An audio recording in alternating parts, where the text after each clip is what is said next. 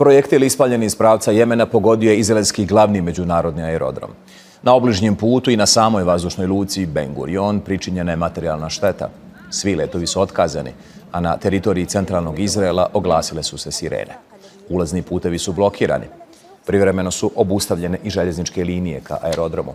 Izraelski mediji navode da je projektil uspio da zaobiđe nekoliko slojeva njihove protivvazdušne odbrane. Ovo je 4. raketni napad Husa na Izrael u protekla 3 dana. Izraelski politički komentator Ori Goldberg kazao je kako je ovo znak slabosti temelja na kojima se zasniva izraelsko društvo, ali i institucije. Ovo je trebalo biti područje vojne aktivnosti u kojem bi izraelska vojska morala biti uspješna, i to u potpunosti s obzirom na hvalisanje Izraela cijelom svijetu o postignućima njihovog sistema protuzračne odbrane, željezne kupole, kao i sistema strateške odbrane. Svima nam je rečeno da će ovo proslaviti izraelsku odbrambenu industriju, no ovo je velika sramota. Isto tako, na trenutak zamislite šta to znači za život u Izraelu. Jedan projektil ispaljen iz Jemena može nanijeti veliku štetu. No, riječ je o jednom projektilu. Znači da je jedan projektil dovoljan da protrese Izrael iz temelja.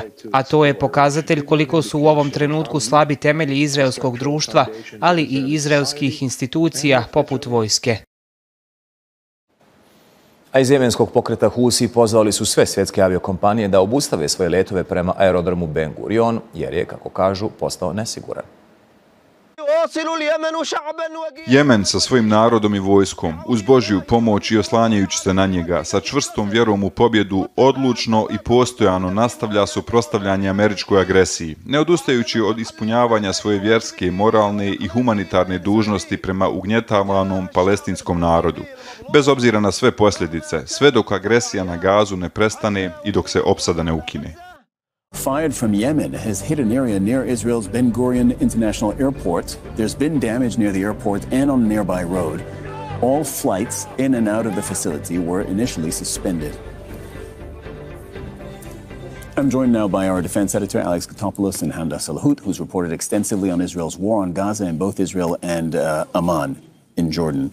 Thank you very much. We need your expertise at this particular point in time, both of you.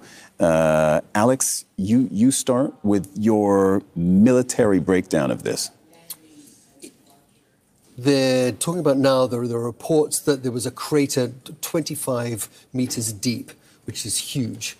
And this indicates that not only was it a direct hit, but it indicates that it was moving at phenomenal speeds as well. The word hypersonic is being bandied around, although that can be misleading, but certainly far faster than normally would. And this could have been very much one of the ways that the Houthis managed to overwhelm Israel's air defenses. Now, this is a multi-layer thing. It's one of the most heavily protected areas on Earth. And you have Iron Dome, and you have American THAAD, which is Terminal High Area Defense. And then you have the Barrack 8 and Arrow 2 and 3 to intercept ballistic missiles exactly like this. And yet it got through.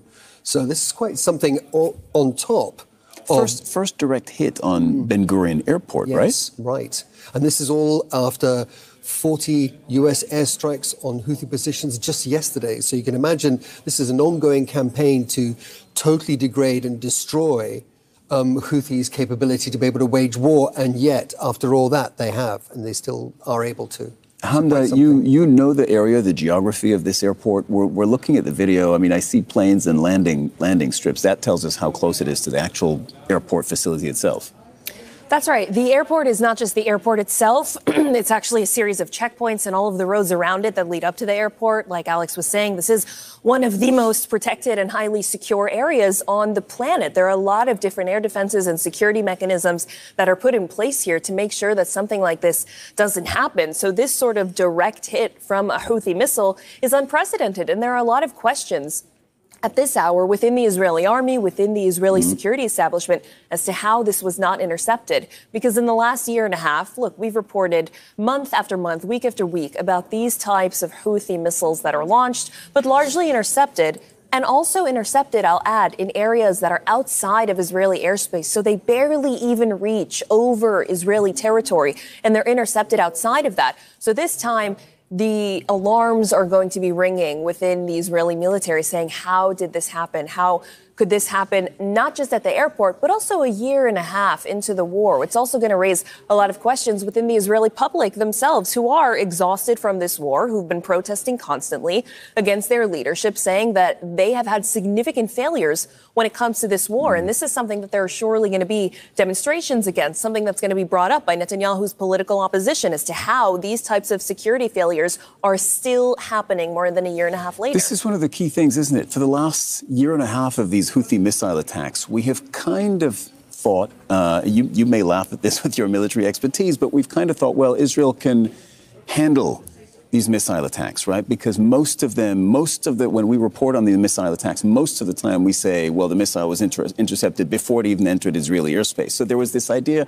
Israel's broadly capable of handling these missiles. And now it has hit arguably one of the most strategic, well, not arguably, one of the most strategic locations in the country.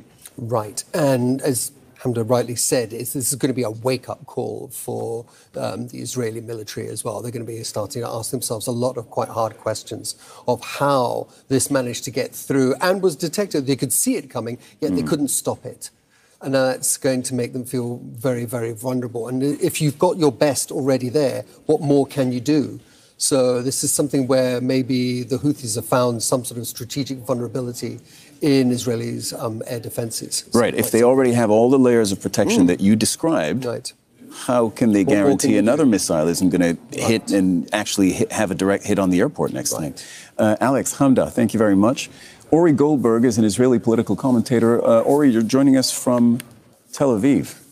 Your initial thoughts as you found out that a Houthi missile had actually penetrated and got through the Israeli defenses and hit the broader vicinity of the airport?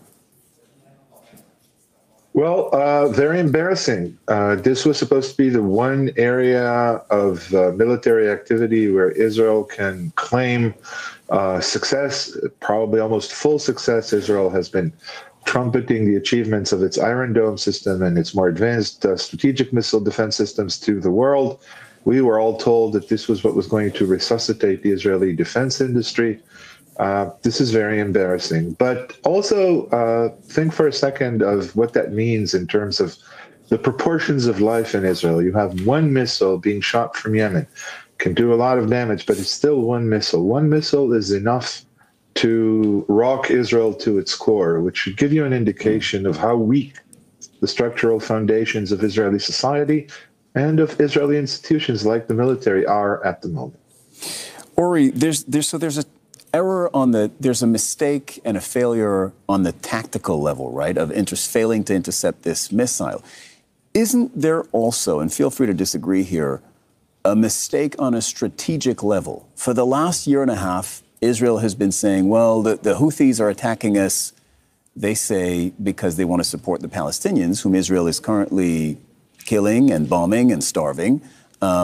We don't care about what the Houthis are saying. All we'll do is we'll degrade their military capabilities. We're a year and a half into this. It hasn't worked. It isn't working. And a missile has just struck Ben Gurion Airport. Isn't that strategically a failure?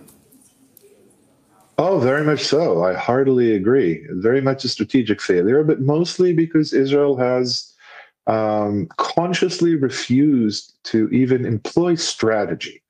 Israel wants its actions, for domestic consumption mostly, to appear as necessary and inevitable. Israel wants to say, what else could we have done? Or what would you have done differently? To make the genocidal campaign Israel has been carrying out in Gaza and in the West Bank over the past year and a half, to make it seem like there was no other choice.